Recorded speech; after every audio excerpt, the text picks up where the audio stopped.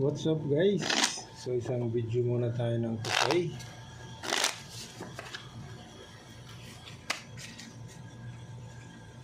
Pour. Dito ang pour.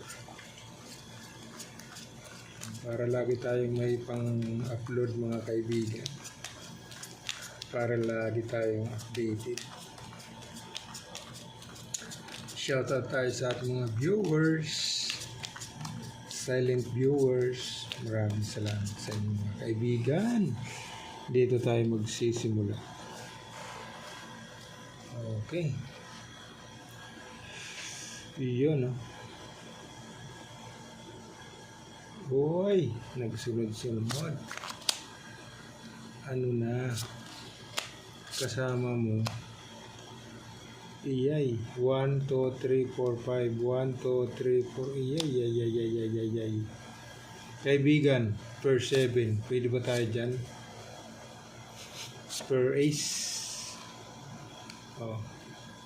Pwede ba tayo dito? Oh, testing tayo dyan, ha? Ito naman. Full 9 per ace per 7. Ito naman. Nako. 1, 2, 3, 4, 5 per 8 per 4. Aray mo. Per 8 per 4 kaibigan. Pwede ba tayo dito?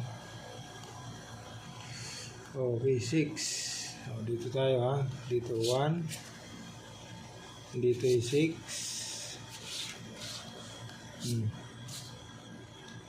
Dito yung 4. So, ito yung magiging ano. Pwede. Street classes. Pwede tayo dyan. Street classes. Ito naman. Uy! Ano yan ah? Tika lang. Pwede rin ganito kaibigan. Pwede rin street.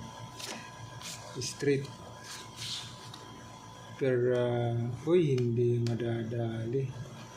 Nandito, hindi akala ko per 4 o di kaya per 8. Okay, so hindi, ganun na.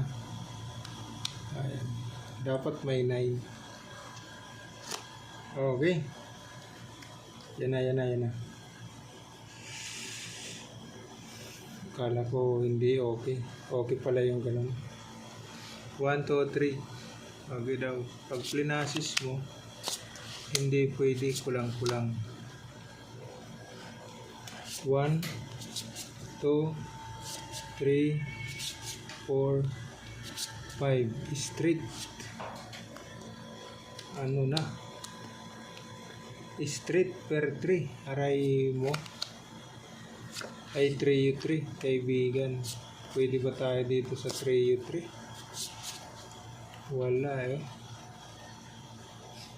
Per jack 3U3. Pwede tayo dyan. Okay, dito naman.